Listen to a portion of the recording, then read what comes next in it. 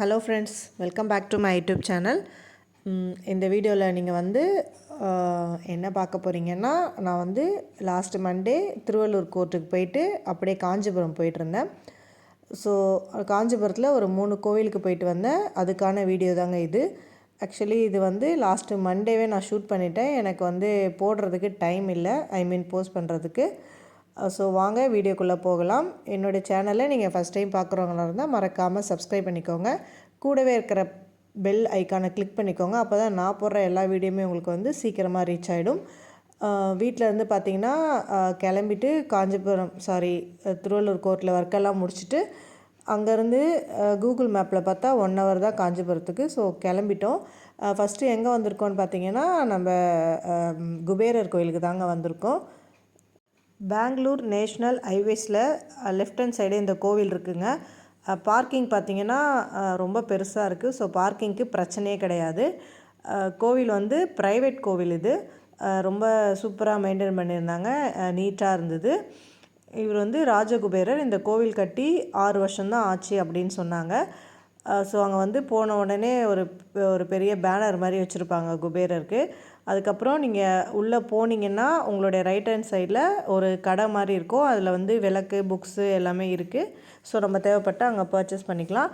அதுக்கப்புறமா ஒரு போர்டு வச்சுருக்காங்க. என்னன்னு பார்த்தீங்கன்னா, மொபைல்ஸ் ஃபோன் நாட் அலவுட்.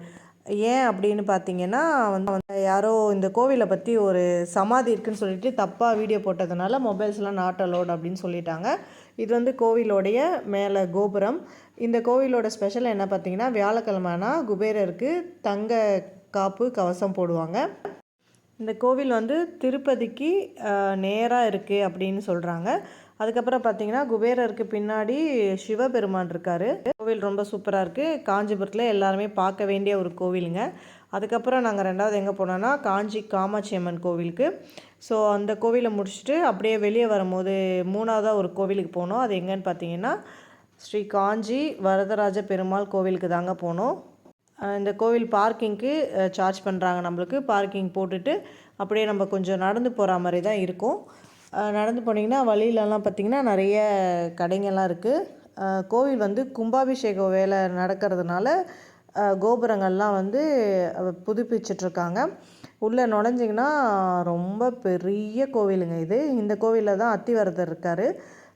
இந்த கோவிலில் மலை மேலே இருக்கிறதுனால இந்த பெருமாளுக்கு மலையாளன் அப்படின்ற ஒரு பேர் இருக்குது. அது மட்டும் இல்லாமல் இந்த கோவிலில் தங்க பல்லிகள் இருக்குது. அந்த பல்லியை நம்ம டச் பண்ணோன்னா நம்ம உடம்புல இருக்க நோய் எல்லாமே போயிடும் அப்படின்ற ஒரு ஐதீகம் இந்த கோவிலில் இருக்குது. ஸோ இந்த கோவிலோட சாமி பார்த்திங்கன்னா ரொம்ப சூப்பராக பெருசாக இருக்கிறாரு. மலை மேலே இருக்கிறாரு இவர். மலைனா ஒரு 20 steps அந்த மாதிரி இருக்கும். இதான் கோவிலோடைய உள்ளே ஃபுல்லாக கவர் பண்ணிட்டேன். அதுக்கப்புறம் பார்த்திங்கன்னா, கோவிலோட சிற்பங்கள்லாம் இங்கே நிறைய இருக்குது. லேட் ஆகிடுச்சுங்க. நாங்கள் கோவிலை விட்டு வெளியே வர்றதுக்கே 7 மணி ஆகிடுச்சி. இன்னும் இந்த கோவில் ஆஞ்சநேயரும் இருக்கார். அதுக்கப்புறம் நாங்கள் 4வதாக எங்கே போனோன்னு பார்த்தீங்கன்னா, நம்ம ஏகாம்பரேஸ்வரர் கோவிலுக்கு தாங்க.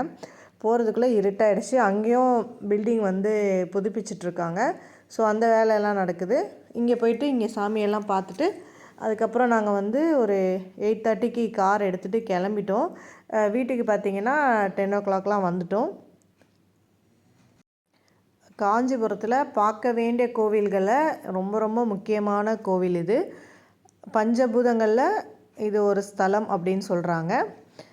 அதுக்கப்புறம் பார்த்திங்கன்னா, உள்ளெல்லாம் பார்த்திங்கன்னா கோபுரம் எல்லாமே சூப்பராக இருக்குது. 1000 லிங்கங்கள்லாம் இங்கே இருக்காங்க. அதுக்கப்புறம் அப்படியே வெளியே வந்தோன்னா இந்த கோவிலில் ஒரு மாமரம் இருக்குங்க.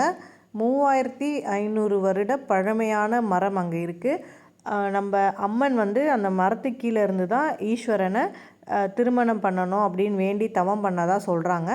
ஸோ அந்த மரம் இன்னமும் நம்மளுக்காக வச்சுருக்காங்க. அந்த மரத்தில் அறுசுவையான பழங்கள்லாம் வருமா. ஸோ அதை பற்றி ஒரு சின்ன கிளிப்பு போட்டிருக்காங்க இங்கே. அதை நான் உங்களுக்கு எடுத்திருக்கேன், பாருங்கள். இது ஏக ப்ளஸ் ஆமரம், ஏகாம்பரம் அப்படின்ற ஒரு மாமரம். ரொம்ப இதெல்லாம் நம்ம நிஜமாகவே பார்க்க வேண்டிய ஒரு இடங்க. கோவிலெல்லாம் பார்த்துட்டு அப்படியே வெளியே வரும்போது அங்கே கச்சேரி மாதிரி நடத்திட்டு இருந்தாங்க. ஸோ உங்களுக்காக அந்த கச்சேரி.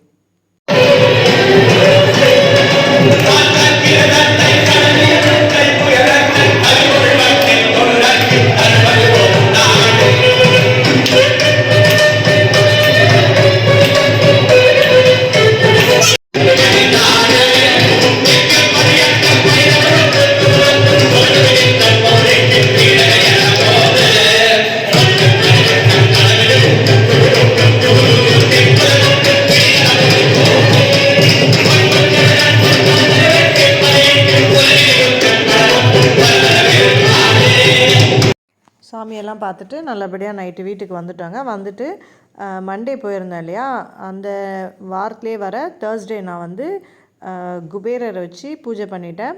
இவரோட இது வந்து குபேரர் கோயிலில் வாங்கினேன். ப்ரைஸ் பார்த்திங்கன்னா 200. நம்மளுக்கு வந்து 200லேருந்து 1500 வரைக்கும் சிலைகள் இருக்குது.